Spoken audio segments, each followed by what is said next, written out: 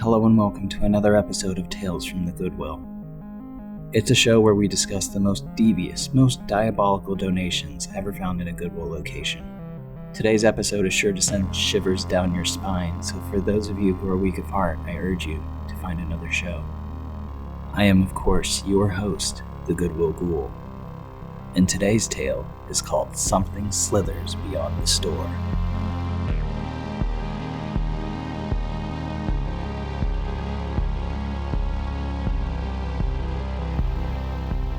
It was an ordinary day at Goodwill Fort Worth's Campus Drive headquarters. At the building's front, clients were receiving job placement and training services. In the outlet, customers shopped as normal, filling their carts with donated goods at prices that would be unheard of anywhere else. And beyond that, Goodwill team members processed the same tide of donated goods with their heavy machinery. That sense of normalcy, however, would be interrupted by a scream. Tassie Rogers, who was a donation attendant at the time, had come face to face with a large albino boa constrictor named Toki. You were the first person to find the snake, right? Absolutely. It was the creepiest birthday ever, I can honestly say. Wait, it was your birthday? November 1st, yes. Oh my god. Crazy, creepy birthday. So what were you doing when you found it? I was actually working and processing donations. When I tipped a bin is when I found Toki. I've seen these little beady, creepy eyes looking at me, and I honestly didn't know if the snake was real or not. The snake was, of course, real, and had stowed away in a couch for several months prior to being found. What was your reaction? At first I didn't know what to do. Like I said, I didn't know if the snake was real or not, so I was a little embarrassed because I couldn't tell if it was real, but then in the same sense, he looked pretty shiny, so at that point, that's when I called for help. I called Dean and Randy over to help me. How did they capture the snake? Well, we have a snake whisperer, James, the manager. He was right to the rescue, and he was able to hold the snake and contain the snake and comfort the snake, I guess. I couldn't. Did you touch the snake at all? Not at all. No, absolutely not. Is that like a phobia of yours? Yes, I do not like snakes or fires. That was definitely by far the most weirdest, unique thing that I have ever seen. It should be noted that although the likelihood of Toki acting aggressively towards Tassie was low, she's not alone in her fear of snakes. In an article published in the British Journal of Psychology, snakes, particularly venomous ones, place second in most commonly feared animals right behind spiders. Close to 6% of all people experience some form of zoophobia.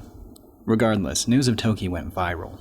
The story was picked up by local networks, various websites, and even internationally covered. Did they bring you on whenever they called the news crews and stuff? They did. I was actually on the news, and I was actually on the radio station as well. So what was that like? Something different that I've never experienced before ever. So it was pretty unique, and my family got to watch it and stuff. So it was different to show my kids what had happened on a normal work day. What was their reaction to seeing the snake and you on TV and everything? When I first told them, they didn't believe me, but then I just showed them the news broadcast. So yeah, because we have that framed picture now. Yeah. I think of you and James and the snake. Absolutely, I seen it down in the case. So now you're a part of Goodwill history forever. Yes. That's so cool. Did that experience affect how you worked with the bins afterwards? Absolutely. For the next couple of days, it was really hard not to think about. But then after that, I got into a normal work routine again. But definitely you not going to know what you're going to find. As news about Toki continued to grow, questions began to form. Where did he come from? And where would he go next? Several parties reached out to Goodwill, seeking to foster the lost snake. Thankfully, someone much more familiar with Toki saw him first. I'm Austin Pear. I am Toki's bad owner. He did escape, but no. So I got Toki when I was in high school. I was a sophomore. I had him for a long time. The last house I was in, I was with a couple roommates and had 5 snakes at the time.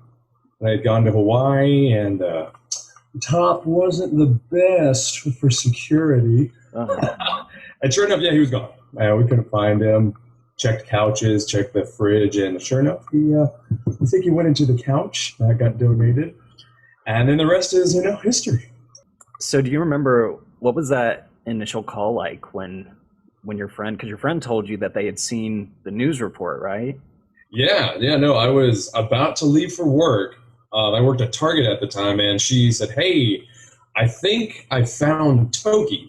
And, of course, the text with the link didn't go through yet. And I was like, okay, so what do you mean? And then I saw Goodwill snake, and I was like, nah, no way. Uh-huh. That didn't look right. And so I clicked on it, and sure enough, it's like, oh, my God. Because his eyes are the perfect red cross. And I was like, that's him. So, that was astonishing. I was so happy because, it's the longest pet I've ever owned at the time. Like, loved him. So called the Saginaw location. It's like, hey, I donated a couch here. It has my snake in it. So, that was, it was overwhelming. I was so excited. And then, sure enough, like, I guess it is your snake. In case you're wondering, Toki is still alive and well. I asked because I was curious. But I also wanted to know where they thought Toki had gone during that time.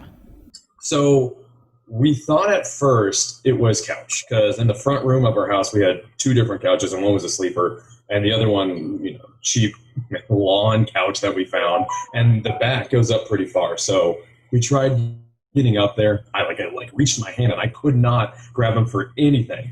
So we thought, try the other couch. Sleepers are heavy, so we couldn't really pick it up and see anything.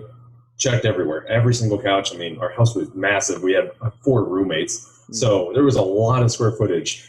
And then at one point, their cat actually had a cut on its leg, and by the refrigerator on the bottom vent, the vent was gone. Like, that plastic piece was completely missing, and there were 2 perfectly spaced blood drops on the tile. So we thought Toki bit the cat, and he's probably in the refrigerator, and he's in the back part where it's warm. Yeah.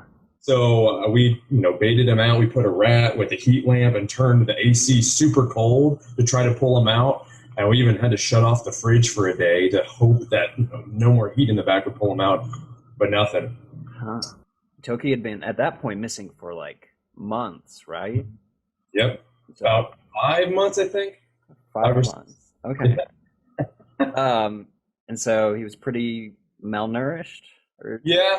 They usually eat about, you can feed a snake every 5 days if you want to. There's red-tailed boas like him that are about 70, 80 pounds and about 6.5 feet long. Like this big around. It's ridiculous. I don't do that. I feed him about once a week, maybe 10 days, just because, it doesn't hurt him in any way to keep him smaller, but you don't need to overfeed. And a lot of people do just feed for the fact that they want size, or like reticulated pythons that are 18 feet long are over 100 pounds. It's just mind-blowing. But so he hadn't eaten for 5 months. A lot of snakes can go a year without eating, especially ball pythons, which are the 2 I have back here.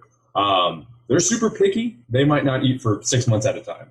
So while he was malnourished, he wasn't like getting close to death. He probably could have gone another 6 months if he really wanted to. He was the only one that ever escaped. The ball pythons are a lot less active. They just literally ball python. They want to stay in a ball. You might get a couple that move around. But no, boas are pretty active. They constantly are moving around. Or at least he's moving around in his cage a lot. He tries to escape. He hates going back in the tub. The rest of them just don't care. The reunion between Austin and Toki was captured on film, and in talking to Austin, you get the sense that he does very much care about Toki. In the video, he holds the snake gently as it curls up in his arm. He even gives it a kiss. Were I not a ghoul, I would even say it was cute. The 2 were reunited, but I still had more questions. What kind of person does it take to raise a snake? And how is Toki doing now? We're good. Quarantine and everything, we've got a lot of face-to-face time. He's probably longer than my wingspan. I'm 5'7". Like, he's a big snake. And I don't think about that because, like, my ball pythons aren't that big at all. And, I know they're manageable, and I'll let my girlfriend hold them because those are the only ones she'll hold. Or the ones that pull Toki out, and it's like, crap, man, I forget how big you are. Especially if they are, like, curled up all the time, like you said. Yeah, and Toki doesn't do that. He is always moving. Like, when we take him outside, he just goes crazy, trying to go everywhere. My parents' backyard when we visit, which I don't bring him over often. We have 3 steps, and you'll see him scale the whole thing straight up. It's so cool. I was going to say, do you take him on walks? Like, yeah, it's more of like you just let him slither and then monitor. You don't need a leash. He's pretty good. Okay. I don't know, that would be the best to see, I think. It just walking down the street, you got your snake beside you, like. Oh yeah. One of my other buddies, he has a red-tailed. Yeah, so Toki's an albino. That's why he's kind of manila orange. They're usually like green and black and brown. So my buddy has one. He's a lot bigger than Toki. And when we take him outside, apparently the UV from the sun actually does something to reptiles, where it can like make more instinctual actions come out. So he'll start bobbing his head, and I've never seen that before. And he was like, yeah, so he's trying to attract birds to come down and swoop so he can grab it. That's interesting. Yeah, that was pretty cool. And yeah, I mean, I'm watching it. She's just bobbing her head like multiple times in a row. And sure enough, there's some birds that start circling. They don't know what's on the ground. Just try to figure out what's going on, and then it's too late. Huh. Hey, bro, there's something in the grass. That's pretty cool. But don't do it. Everyone has a dog and a cat. Yeah.